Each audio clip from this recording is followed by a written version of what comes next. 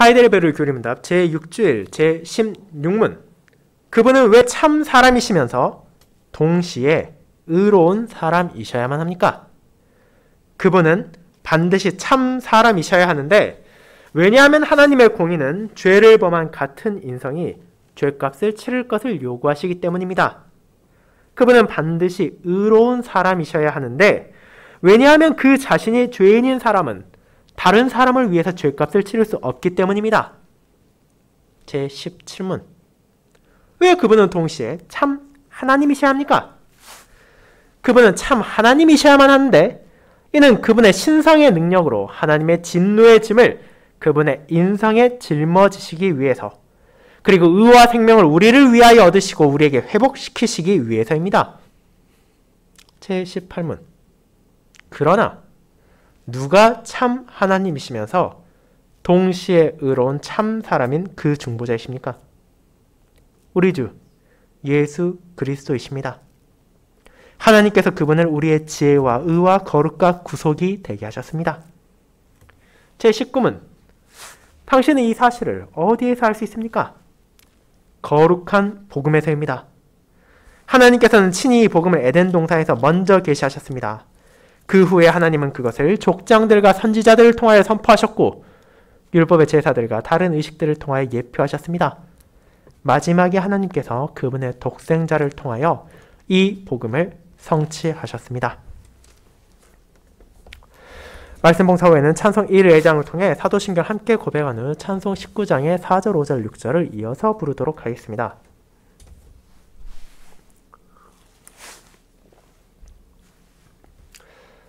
사랑하는 주 예수 그리스도 안에 있는 형제 자매님들, 오늘날 이 땅의 사회와 조직에서 저와 여러분들은 다양한 형태의 중보자들을 만나게 됩니다. 물론 이 표현이 교회 바깥에서는 거의 사용되지 않게 그게 무슨 말이냐는 의문을 가지실 수 있지만, 이를 중재자로 바꿔보시면 어쩌면 더 쉽게 이해할 수 있을지 모릅니다. 가깝게는 가족 안에서 다툼이 있을 때 당사자가 아닌 다른 가족이 서로를 화해시키기 위해 중재하는 것은 너무도 흔한 일입니다. 학교에서 친구들끼리 감정이 상했을 때 그와 직접적인 연관이 없는 또 다른 친구가 그들의 의견을 듣고 중재하기도 합니다. 또한 크게는 노동자와 회사 간의 분쟁이 생겼을 때 국가의 분쟁조정위원회가 중재를 위해 나서기도 하고, 국가 간의 갈등이 고조되고 심각한 문제가 발생할 상황이 찾아오면 유엔과 같은 기구가 나서서 어떻게든 문제를 봉합하고 안정적으로 만들기 위해 노력합니다. 그리고 저나 여러분 역시 그와 같은 중재자의 위치로서 다툼을 멈추게 하고 가능한 한 화평을 찾아오게 하기 위해 노력한 적도 있을 것입니다. 하지만 실제 그 모든 중재가 잘 이루어지기만 합니까? 우리가 경험하는 것은 그와 반대로 오히려 뜻대로 되지 않는 경우가 더 많을지도 모른다는 것입니다. 때로는 중재자가 공정성을 잃고 한쪽의 편만 들어서, 때로는 사정을 제대로 알지도 못한 채 빨리 해결만 하려고 해서, 때로는 양측을 중재할 능력이 부족해서 실패하기도 하고, 그 결과 상황을 더 악화시키곤 합니다. 그렇게 갈등을 해결하기 위해 합당한 중보자를 찾는다는 것은 결코 쉬운 일이 아닙니다. 많은 사람들이 나라면 충분히 그것을 할 수 있을 것이라 생각하지만 실제로 그런 능력과 조건을 갖춘 사람은 아주 드물기 때문입니다. 자, 그와 같은 어려움을 인식한 신자는 이제 나에게 필요한 중보자가 누구신지를 이제 찾아 나서게 됩니다. 우리는 지난 몇 주일간의 상황을 통해 내가 도대체 어떤 상황에 처해 있는지를 보았습니다. 내가 지금 어떤 어려움에 처해 있고 나의 현실이 어떠하며 앞으로 무엇이 찾아올지에 대해 힘들지만 외면하지 않고 직시했습니다. 그렇다면 이제 우리는 무엇을 해야 합니까? 내가 어디로 가야 평안을 찾을 수 있고 위로를 받을 수 있습니까? 어떻게 해야 심판을 피할 수 있고 하나님의 은총을 다시 받을 수 있습니까? 그에 대한 답이 없다면 저와 여러분은 좌절을 벗어날 수 없을 것입니다. 하지만 이제 교리문답은 그런 비천한 우리가 복음을 바라보게 합니다. 나에게 중보자와 구원자가 있다는 사실을 알려주고 그분이 어떤 조건을 가지셨고 어떤 능력을 지니셨는지를 알려줄 뿐 아니라 그분께서 그저 우연히 찾아온 것이 아니라 실제 구약과 신약을 거쳐 끊임없이 약속되고 증거된 나의 중보자, 나의 구원자라는 사실을 알게 함으로 하나님의 뜻 안에서 내가 위로를 누리고 내가 소망을 가진다는 것을 깨닫게 합니다. 저는 그와 같은 복음으로 우리를 인도하는 제6주일을 신자에게 필요한 유일한 중보자라는 제목으로 나누고자 합니다. 그리고 그 문답들이 알려주는 우리의 중보자에 대한 진리를 세 부분으로 나누어 살핌을 통해 하나님께서 자신의 말씀을 통해 우리에게 약속하시고 보내신 구원자에 대한 진리와 그를 통해 경험하는 위로를 함께 나누고자 합니다. 이를 첫 번째, 우리의 중보자가 되기 위한 조건, 두 번째, 우리의 중보자가 갖추어야 할 능력, 세 번째, 복음 안에서 밝혀지는 우리의 중보자란 소주제로 살펴보겠습니다. 먼저 첫 번째, 우리의 중보자가 되기 위한 조건을 살펴보겠습니다.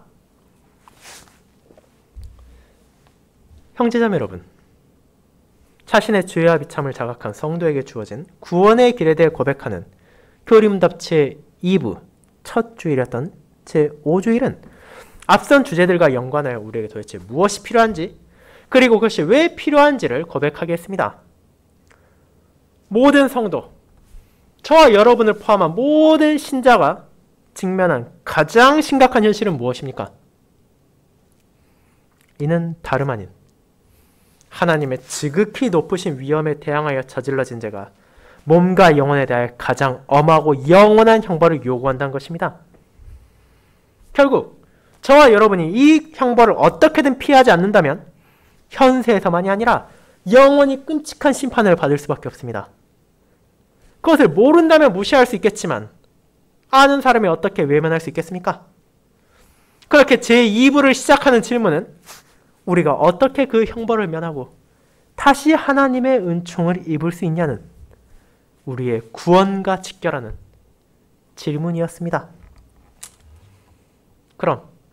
그런 우리의 구원에 대한 답은 무엇입니까? 교리문답은 그 답을 숨기지 않고 아주 명확하게 시작부터 알려줍니다. 바로 우리의 죄값을 자력으로든 아니면 다른 일을 통해서든 완전히 치르면 된다고 말입니다. 간단하고 명료한 답입니다. 그렇지 않습니까? 세상의 법정에서 죄에 대한 벌을 선고받은 사람이 다시 자유를 되찾고 가족에게 돌아가기 위해 벌금이 되었건 수감 기간이 되었건 자신에게 주어진 형벌을 온전하게 다 치러야 하는 것처럼 죄로 인해 하나님과의 관계가 파탄나고 비참 가운데 떨어진 사람이 다시 그분과의 관계를 회복하고 은혜를 받기 위해서는 죄값을 치르면 됩니다.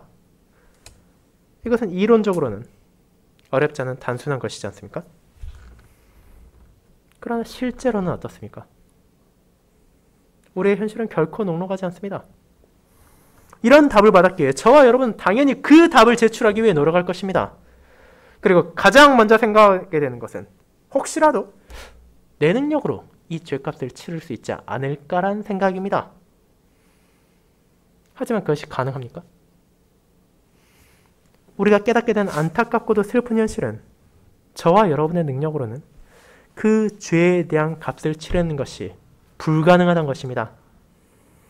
심지어 그에 대한 값을 조금이라도 치를 수 있는 것이 아니라 매일의 삶 가운데 나타나는 생각, 행동, 말은 그 죄를 점점 더 쌓아가고 있다는 것을 깨닫게 합니다. 내가 어디에서 무엇을 한다 하더라도 그것은 하나님 앞에서의 온전한 의로움에 결코 미칠 수 없으며 그런 죄악이 우리의 생에서 멈추지 않기에 결국 나의 능력으로는 죄값을 조금도 치를 수가 없다는 것을 우리는 인정하게 됩니다. 그렇다면 다른 사람은 어떻습니까? 나보다 더 훌륭하고 선한 사람, 경건하고 신실한 사람이라면 혹시라도 내 죄값을 치르는데 도움을 줄 수 있습니까? 안타깝게도 교리문답은 그런 가능성도 철저하게 분쇄합니다. 그리고 그것은 지극히 성경적입니다. 왜냐하면 죄인은 나만이 아니기 때문입니다. 시편 130편의 저자가 고백하듯이 죄악을 지켜보신 하나님 앞에 설 수 있는 자는 누구도 없습니다. 그 어떤 정치인도 철학자도 종교인도 나의 죄값을 치르는데 기여하기는커녕 스스로의 죄값도 조금도 치를 수 없는 통일한 비참 가운데 살아가고 있습니다.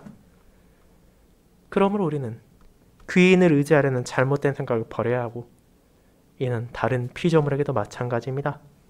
소, 양, 염소, 비둘기와 같은 수많은 동물들이 구약시대 제물로 바쳐졌지만 그런 피조물들 자체는 사람의 죄에 대한 형벌을 받을 이유도 없고 감당할 수 없습니다. 그 결과 우리는 내 능력으로도, 다른 사람, 다른 피조물의 능력으로도 죄에 대한 값을 치를 수는 없다는 것을 마침내 고백합니다. 하지만 교리문답은 여기에서 멈춤으로 우리를 절망의 구렁텅이에 밀어넣지 않습니다. 제5주일의 마지막 문답은 제15문답으로 우리가 도저히 찾을 수 없을 것처럼 여겨지던 중보자와 구원자의 조건이 무엇인지를 알려줍니다. 그리고 역설적으로 그 조건을 갖추신 구원자가 실제하다는 것을 보여주기 때문입니다. 그리고 오늘 우리는 그에 이어진 제6주일을 통해 나의, 우리의, 그리고 모든 성도의 중보자와 구원자가 어떤 분이신지를 함께 고백하게 됩니다. 자, 그렇다면 그와 같은 중보자의 진리로 뛰어들기 전 먼저 중보자의 역할에 대해 다시 한번 생각해 보도록 합시다. 앞선 서로에서 다룬 것처럼 우리는 다양한 상황에서 중재자 혹은 중보하는 역할을 가진 사람을 마주하게 됩니다. 때로는 나의 가족이, 나의 친구가, 나의 동료나 나의 상사가 그런 사람이 될 수 있고, 종종 나 자신이 그런 역할을 할 때도 있을 것입니다. 하지만 어떤 사람이 한 상황에서 중재를 잘했다고 해서 다른 상황에서도 성공적으로 관계를 회복시킬 수 있다고는 장담할 수 없습니다. 왜냐하면 각각의 상황에 따라 필요한 조건과 능력이 달라지기 때문입니다. 사안이 복잡하면 복잡할수록 그것을 중재하기 위해 필요한 기술은 점점 까다로워질 수밖에 없고, 양측의 사정을 온전히 알기에는 훨씬 더 힘들어집니다. 그렇게 때때로 몇 개월, 심지어 몇 년에 걸친 노력과 정성에도 불구하고 중재가 실패하고 갈등이 더욱더 촉발되는 경우도 우리는 보게 됩니다. 그렇다면 이제 다시 한번 교리문답으로 돌아와 봅시다. 우리가 마주한 가장 심각한 불화, 문제는 무엇입니까? 우리는 왜 중보자를 찾습니까? 우리가 이 땅에서 살아가는 동안에도 다양한 문제, 갈등, 어려움을 다른 사람과 혹은 다른 조직과 경험하게 되는 것은 사실입니다. 그러나 그 모든 것들보다 가장 중요하며 반드시 어떻게든 풀어야 하는 갈등은 바로 하나님과 우리 사이의 파탄난 관계입니다. 그분과의 관계가 회복되지 않는다면 우리가 다른 모든 문제들을 완벽하게 해결한다 하더라도 결코 소망을 가질 수 없을 뿐더러 미래를 향해서도 어떤 기대도 가질 수 없기 때문입니다. 아무리 이 땅에서 평안히 살고 즐거움을 누린다 한들 그 끝에 기다리고 있는 것이 영원한 형벌의 시작이라면 누가 기뻐할 수 있겠습니까? 그러나 이 갈등은 반드시 해결해야 되지만 그 어떤 문제보다도 풀기 어렵고 심각한 것입니다. 왜냐하면 그것은 돈으로 해결할 수 있는 것도 아니고 단순한 합의로 넘어갈 수 있는 사안도 아니기 때문입니다. 죄로 인해 파탄난 관계이기에 죄에 대한 해결책을 제시할 수 없다면 그 누구도 이를 풀 수 없습니다. 그렇다면 이제 우리는 이를 위해 누구를 찾아야 합니까? 오늘 읽을 디모데전서 2장에서 바울은 성도들을 향해 우리의 중보자가 누구인지를 깨닫게 합니다. 디모데전서 2장 5절은 다음과 같습니다. 하나님은 한 분이시요 또 하나님과 사람 사이의 중보자도 한 분이시니 곧 사람이신 그리스도 예수라. 여기서 우리는 바울이 중보자를 언급할 때 주목할 만한 방식을 사용한다는 것을 기억해야 합니다. 그저 우리의 중보자는 한 분이시다, 예수 그리스도이시다 라고 말하지 않고 갈등의 두 당사자인 하나님과 사람에 대해서도 말하고 있기 때문입니다. 이는 우리의 본질적인 문제가 하나님과의 관계가 있다는 것을 보여줄 뿐 아니라 그 관계를 회복시킬 수 있는 중보자가 어떤 분이어야 하는지도 보여주기 때문입니다. 그렇다면 단 한 분뿐인 중보자, 세상에 그 누구도 감당할 수 없는 불화를 해결할 수 있는 이 놀라운 능력을 가진 분은 누구십니까? 그렇습니다.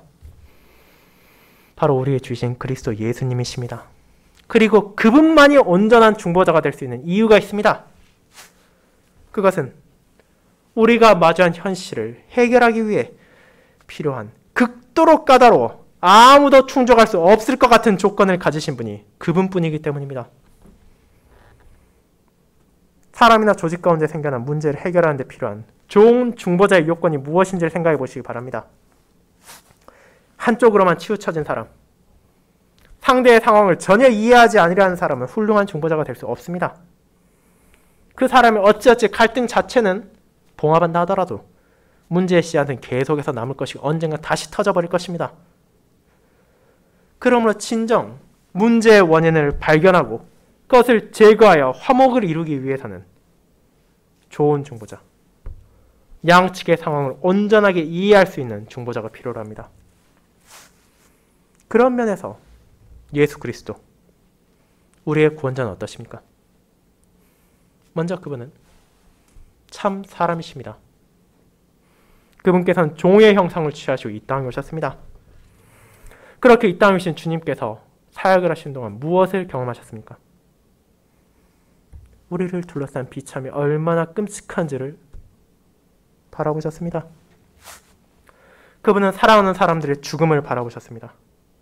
병과 고통으로 신음하는 이들 곁에 계셨습니다. 먹을 것과 마실 것이 부족하여 겪는 괴로움을 경험하셨고 슬픔으로 눈물을 흘릴 때가 있으셨습니다. 그분의 공적인 사역 가운데 슬픔과 괴로움의 시간은 적지 않았고 그 삶 가운데 연약한 자기 백성들이 어떤 비참 가운데 살고 있는지를 온전하게 이해할 수 있으셨습니다. 그리고 동시에 그분께서는 인간의 죄성이 얼마나 심각한지를 바라보셔야 했습니다. 그분은 진리를 선포하는 자신을 배척하는 고향 사람들의 조롱과 비난을 들으셨습니다. 그분은 자신들의 이익을 침탈한다는 이유로 그분을 죽이려 하는 대제사장과 바리새인들의 악함을 마주하셔야 했습니다. 그분은 자신을 향해 호산나라 외치던 백성들이 얼마 시간도 지나지 않아 십자가에 못 박아 죽이라는 외침을 들으셔야 했습니다. 그리고 가장 끔찍한 시간이 찾아올 때 사랑하고 아끼던 제자들마저 그분에게서 등을 돌리고 도망가는 것을 바라보셔야 했습니다. 인간의 죄성에서 기인한 그 모든 연약함과 완악함을 주님께서는 바라보시고 감당하심을 통해 자신의 백성들의 현실을 조금도 부족함 없이 온전히 파악할 수 있으셨습니다. 그렇게 히브리서 4장 15절은 다음과 같이 말합니다. 우리에게 있는 대제사장은 우리의 연약함을 동정하지 못하리가 아니요 모든 일에 우리와 똑같이 시험을 받은 이시로되 죄는 없으시니라. 물론 하나님은 그분의 능력, 그분의 지혜로 그것을 실제 경험하지 않는다 하더라도 완벽하게 하실 수 있습니다. 그러나 우리의 주님께서는 직접 자신의 몸으로 그 모든 비참을 경험하고 그 모든 죄성들을 마주하심을 통해 그분을 의지하는 성도들이 확신을 가지고 이분이라면 나의 연약함을 이해하시고 동정하시구나 라는 믿음을 가지게 하셨습니다. 그렇게 주님께서는 참 사람으로서 우리의 입장을 온전히 하시는 중보자로 자신에게 주어진 소명을 임할 수 있으십니다. 이것은 분명 놀라운 사실입니다. 그럼에도 불구하고 그것만으로는 중보자가 갖춰야 할 조건의 절반밖에 충족되지 못합니다. 우리의 죄와 비참, 그 자체는 저와 여러분 또한 깨달을 수 있기 때문입니다. 그렇게 그분은 우리가 알지 못하는 것, 우리가 바르게 인식하지 못하는 것도 동시에 이해하셔야 합니다. 이는 지극히 높으신 하나님의 공의의 진노에 대한 것입니다. 분명 언약 백성은 하나님의 노하심이 죄를 향해 내려온다는 것을 알고 있습니다. 구약시대에도 직분자들은 하나님의 임재 앞에 떨며 두려워함으로써 그들의 부족함을 고백하곤 했습니다. 그러나 죄 가운데 타락한 사람 가운데 한 명으로서 저와 여러분과 마찬가지로 그들 역시 하나님의 공의를 완벽하게 이해한다는 것은 불가능했습니다. 우리의 능력과 지혜로 하나님의 지혜와 선하심과 거룩하심을 온전하게 이해하는 것이 불가능한 것처럼 우리의 죄에 대한 감 역시 어렴풋이 그것이 엄청난 대가를 요구한다는 것은 알지만 정확하게 어떤 대가를 어떤 방식으로 치러야 하는지는 헤아릴 수 없습니다. 그러나 그 누구도 완벽하게 할 수 없던 하나님의 공의를 우리의 중보자로 오신 예수 그리스도께서는 아십니다. 왜냐하면 그분은 동시에 참 하나님이시기 때문입니다. 그분은 하나님의 공의와 분노가 죄에 대해 요구하는 대가를 아십니다. 그리고 그분만이 참 하나님으로서 하나님께서 왜 이를 요구하신지, 그리고 그 값이 얼마나 크면 어떻게 치러야 하는지를 알고 계십니다. 그렇기에 참 사람으로 이 땅에 오신 그리스도께서는 동시에 참 하나님으로서 하나님과 사람의 파탄난 관계를 회복할 수 있는 중보자로서의 조건을 온전하게 갖추셨습니다. 오직 그분만이 우리를 온전히 이해할 수 있으시고 하나님을 온전히 이해할 수 있으시기에 이 양측에서 일어난 갈등, 파탄난 관계를 회복시킬 수 있는 유일한 중보자이시며 유일한 구원자이신 것입니다. 사랑하는 형제자매 여러분, 이 땅에서 우리가 살아가며 만나는 중보자나 중재자는 반드시 좋은 결과만을 가지고 오진 못한다는 것을 알고 있습니다. 문제가 심각하고 복잡할수록 그것은 더욱더 그러합니다. 그런 관점에서 하나님과 우리 사이의 파탄난 관계, 사람의 죄와 타락으로 발생한 이 문제를 해결할 수 있는 중보자가 과연 있을 것인가라는 생각을 할 수도 있습니다. 왜냐하면 그것이 너무도 큰 사안이며 누구도 우리를, 하나님을 완전히 이해할 수는 없다고 생각할 수 있기 때문입니다. 그러나 우리는 그런 중보자를 예수 그리스도 안에서 발견하게 됩니다. 참 사람으로서 우리의 아픔과 연약함을 동정하시고 참 하나님으로서 하나님의 공의를 완전히 아시는 분이 바로 저와 여러분의 중보자가 되어주셨기 때문입니다. 그리고 그렇게 이 사안을 누구보다 잘 아시는 예수, 우리의 구원자께서 그 문제를 해결할 수 있는 능력까지도 온전히 갖추고 있음을 우리는 이어서 고백함으로 위로를 받을 것입니다. 두 번째, 우리의 중보자가 갖추어야 할 능력입니다. 성도 여러분, 이와 같이 우리는 중보자로서 필요한 조건을 예수님께서 갖추셨다는 것을 고백했습니다. 그러나 중보자가 갖추어야 할 조건은 말 그대로 사건을 해결하기 위해 필요한 최소한의 조건일 뿐입니다. 아무리 관계에 문제가 생긴 양측을 잘 안다고 하더라도 그 사건을 해결할 수 있는 권한과 능력이 없다면 이는 유명무실할 뿐이고 갈등을 조절할 수 없습니다. 그런 관점에서 우리는 우리 주 그리스도를 다시 바라보게 됩니다. 우리의 중보자이신 그분께서는 어떤 능력을 가지고 계십니까? 첫째로 교리문답에서 고백하듯이 그분은 참 사람이시지만 의로운 사람이십니다. 이것은 아주 중요한 요소입니다. 그분께서는 그저 수많은 사람 가운데 한 명이어서는 안 됩니다. 왜냐하면 그렇게 될 경우 그분 또한 죄인으로서 자신에게 주어질 죄를 감당할 존재가 되기 때문입니다. 그러나 그분은 의로운 사람이십니다. 성령 하나님의 역사하심으로 성육신하신 그분께서는 저와 여러분과 마찬가지로 혈과 육을 지니신 참 사람을 이 땅에 오셨지만 죄는 없으십니다. 그분께서는 죄가 없이 태어나셨고 그분의 평생의 삶의 기간 동안 죄를 짓지 않으셨습니다. 그렇기에 그분은 참 사람으로서 사람이 저지른 죄에 대한 형벌을 받으실 수 있으시고 동시에 자신은 죄가 없으시기에 자신의 백성의 위치에서 그들을 위해 하나님의 진노의 잔을 향하여 나아갈 수 있게 되신 것입니다. 그리고 예수님이 참된 중보자로서 가지신 또 다른 능력은 바로 그분이 참 하나님이시라는 데 있습니다. 그분께서 참 하나님이 되시면 죄에 대한 공의로운 진노와 심판을 온전히 이해하는 것을 넘어서 실제로 그 진노의 짐을 짊어지실 수 있는 능력을 지니셨다는 것을 의미하기 때문입니다. 우리는 앞선 14문답에서 이미 이에 대해 고백했습니다.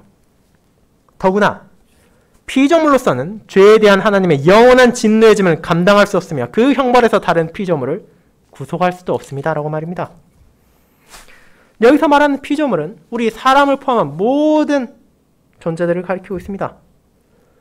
그 어떤 피조물도 감히 하나님께서 죄를 향해 내리실 가장 엄하고 영원한 형벌을 감당할 수 없기에 우리를 대신해 죄값을 치를 수는 없다는 것이 그 결론이었습니다. 그런데 이제 우리와 하나님의 관계를 회복하기 위해 오신 하나님께서, 중보자께서는 그에 대한 해결책을 가지고 계십니다. 그것은 그 죄값을 저나 여러분과 같은 사람 혹은 소나 양과 비둘기 같은 동물에 짊어지게 하는 것이 아니라 참 사람이시지만 동시에 의롭게 어떤 심판도 받을 이유가 없던 그분 자신이 감당하시는 것이었습니다. 감히 그 누구도 흉내낼 수도 없고 따라할 수도 없는 신성의 능력으로 사람이 받아야만 하지만 그 어떤 사람도 견딜 수 없는 하나님의 공의의 진노를 참 하나님으로서 직접 감내하신 것입니다. 그것은 가장 끔찍하고 영원한 형벌을 자신의 몸에 받는다는 것이었고 하나님의 저주를 받아 죽음에 이르는 것이었습니다. 서로 세상의 중보자가 능력이 있다고 해도 자신의 무언가를 내어주고 해결하는 것을 꺼린다는 것을 우리는 알고 있지만 예수 그리스도, 우리의 한 분뿐인 중보자께서는 자신의 모든 것을 내어주심으로 우리를 위한 의와 생명과 거룩과 지혜가 되셨습니다. 그 결과 하나님의 은총이 우리에게 다시 베풀어진 것입니다. 그것이 우리의 온전한 중보자이신 그리스도께서 베풀어 주신 구속의 은혜입니다. 사랑하는 성도 여러분, 그렇게 바울은 고백합니다. 우리를 위해 주어진 단 한 분뿐인 중보자 그리스도 예수께서 그 놀라운 구속사역을 위해 자기 자신을 대속물로 주셨다고 말입니다. 그분께서 의로운 사람으로 우리를 위해 죄값을 치러주셨고 그분께서 참 하나님으로서 가지신 신적인 능력으로 그 누구도 감당할 수 없던 죄에 대한 진노의 짐을 짊어지셨습니다. 그 사실을 우리가 알게 되었기에 이제 교리문답을 통해 죄와 비참을 고백했던 신자는 좌절이 아니라 소망으로 나아갑니다. 우리에게 중보자가 있기 때문입니다. 마침내 모든 신자가 간절히 소망하던 하나님의 은총이 그분 안에서 다시 주어지고 죄를 향한 영원한 형벌이 면하게 되었기 때문입니다. 그렇다면 저와 여러분이 이 사실을 어떻게 확신할 수 있습니까? 어떻게 그분께서 다른 누구도 아니라 저의 그리고 여러분의 중보자라는 것을 확신할 수 있습니까? 우리는 이를 하나님께서 전해주신 거룩한 복음 안에서 깨닫게 됩니다. 세 번째, 복음 안에서 밝혀지는 우리의 중보자입니다. 여러분, 교리문답은 제19문답에 이르러 마침내 우리에게 친숙한 복음이란 표현을 언급합니다. 복음은 말 그대로 복된 소식, 기쁜 소식이란 뜻을 가지고 있습니다. 그렇다면 왜 우리는 하나님의 말씀을 복음이라 부릅니까? 그 이유는 죄와 비참을 자각하는 언약 백성들이 그 안에서 마침내 자신들에게 주어진 구원의 길을 바라보게 되기 때문입니다. 우리의 중보자이시고 우리의 구원자이신 그분께서는 어느 날 갑자기 우연이나 변덕에게 찾아온 것이 아닙니다. 하나님께서는 복음을 통해 에덴 동산에서부터 이 사실을 계시하여 주셨고 계속해서 이를 선포하시고 예표하셨습니다. 그리고 이를 통해 자신들의 유일한 중보자를 받아들일 언약 백성들이 확신을 가지고 그분을 자신의 구원자로 고백하고 생명의 길을 나아가게 하신 것입니다. 그렇다면 구체적으로 이 약속들이 어떻게 나타납니까? 아담과 하와가 자신들이 저지른 죄의 무게에 짓눌린 상황에서 하나님은 여자의 후손이 뱀의 머리를 상하게 할 것이라는 중보자의 약속을 주심으로 그들이 소망을 가지게 하셨습니다. 자신의 고향인 우르를 떠난 아브라함을 향해 땅의 모든 족속이 너로 말미암아 복을 얻을 것이라고 약속하심으로 그의 후손으로 올 중보자의 은혜가 얼마나 놀라운 것인지를 알게 하셨고 모레아 땅에서는 이삭을 대신하여 제사로 바쳐질 순양을 제공하심으로 죽어야 할 우리의 자리에서 대신하여 죽으실 어린 양을 깨닫게 하셨습니다. 야곱은 자신의 죽음을 앞두고 아들 유다에게 모든 백성이 복종할 통치자가 그의 후손을 통해 올 것임을 알려주므로 족장 시대도 이 약속이 계속되었을 뿐 아니라 선지자들을 통해서도 이스라엘의 이 구원자의 약속은 끊어지지 않고 계속해서 전해졌습니다. 그뿐입니까? 구약의 제사들과 의식들 또한 궁극적으로는 그 자체가 아니라 온전한 속죄제를 드릴 중보자를 바라보게 했습니다. 히브리서 10장에 말하듯 구약시대 성전에서는 동물들의 피가 멈추지 않고 흘렀으며 이를 통해 그 백성들이 자신의 죄를 기억하게 되었지만 동시에 그런 제사를 완전히 성취할 메시아의 약속을 바라보게 했습니다. 죄인인 자신들은 하나님 앞에 결코 설 수 없지만 여호와께서 주실 사유하심이 있기에 그분의 약속이 있기에 복음의 약속이 주어졌기에 구약시대 이스라엘 자손들 역시 죄와 비참을 경험하고 우리와 함께 고백하지만 동시에 복음 안에서 위로받고 하나님을 의지할 수 있었던 것입니다. 그와 같이 우리를 구원할 중보자는 하나님의 선하신 뜻 안에서 영원부터 준비된 분이시며 복음 안에서 언약 백성들에 계시된 분이십니다. 신약시대 우리는 마침내 그리스도께서 성육신 하심으로 그런 예표와 그런 말씀이 가르치던 중보자로서 하나님의 뜻을 행하기 위해 오신 그리스도를 바라보게 됩니다. 우리를 위해 가장 낮은 자리에서 가장 비천한 삶을 경험하며 이 땅의 사역을 이어가신 그리스도께서는 십자가에서 자신의 몸을 온전히 들이심을 통해 완벽한 속죄제사를 완성하셨습니다. 그 결과 신자들은 그들이 간절히 소망했지만 자신의 능력으로는 결코 얻을 수 없던 죄의 용서가 주어지고 거룩함이 주어지며 의로움이 주어졌음을 깨닫게 되었습니다. 그분 안에서 성도는 하나님께서 어떻게 그분의 약속을 성취하시는지, 어떻게 그토록 공의로우신 하나님께서 동시에 자비로울 수 있는지를 알게 될 뿐 아니라 그 은혜 안에서 마침내 구원의 길이 우리에게 밝혀졌음을 깨닫게 됩니다. 사랑하는 여러분, 그분께서 거룩한 복음 안에서 계속해서 계시되었던 사실은 성도들에게 진정 나를 위한, 여러분을 위한 중보자가 그분이라는 사실을 마음에 새길 수 있게 합니다. 예수 그리스도, 하나님과 사람 사이에 계신 유일한 중보자께서는 자신의 백성을 위해 오실 것임을 거룩한 복음은 끊임없이 선포하기 때문입니다. 구약시대 하나님께서는 자신의 백성들이 오실 중보자 안에서 소망을 가지게 하셨고, 신약시대 그 동일하신 하나님께서는 오신 중보자 안에서 자신의 백성들이 소망을 가지게 하셨습니다. 그리고 이를 복음을 통해 증거하셨습니다. 언약 백성을 죄에서 구원하기 위해 성도들이 하나님과의 파탄났던 관계를 회복하고 그 안에서 주어지는 은총을 다시 누리기 위해 신자가 그들 앞에 도사리고 있던 영원한 심판의 두려움에서 벗어날 수 있도록 하기 위해 약속되었고 증거되었던 중보자가 바로 우리의 주이십니다. 그분께서 우리의 주님이시고 우리의 구원자이시고 우리의 중보자이십니다. 그 사실을 저와 여러분도 복음을 통해 확신할 수 있게 됩니다. 그러므로 성도는 하나님의 말씀을 거룩한 복음, 세상에서 결코 찾을 수 없는 구원의 길을 알려주는 기쁜 소식이라고 담대하게 고백합니다. 이제 예배를 마치고 이어지는 일상 가운데 우리에게 여러 가지 어려움과 갈등이 찾아올 것입니다. 때로는 나를 도우려 하는 중재자가 사태를 악화시킬 수도 있고 다른 사람들을 내가 돕고자 하지만 실패할 때도 있을 것입니다.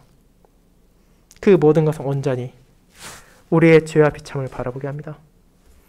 하지만 동시에 결코 실패하지 않으시며 온전히 자신의 소명을 성취하심으로 그 어떤 사람도 그 어떤 피조물도 이룰 수 없던 하나님과의 관계를 회복시켜 주신 그리스도 예수께서 저와 여러분의 중보자라는 사실을 기억하도록 합시다. 그분의 온전한 중보 사역 안에서 위로를 받으며 그 어떤 갈등도 그 어떤 어려움도 없이 영원히 그분을 찬양할 그리스도의 날을 소망하며 이 한 주도 이 중보자의 위로 안에서 기쁨으로 함께 살아가도록 합시다. 아멘.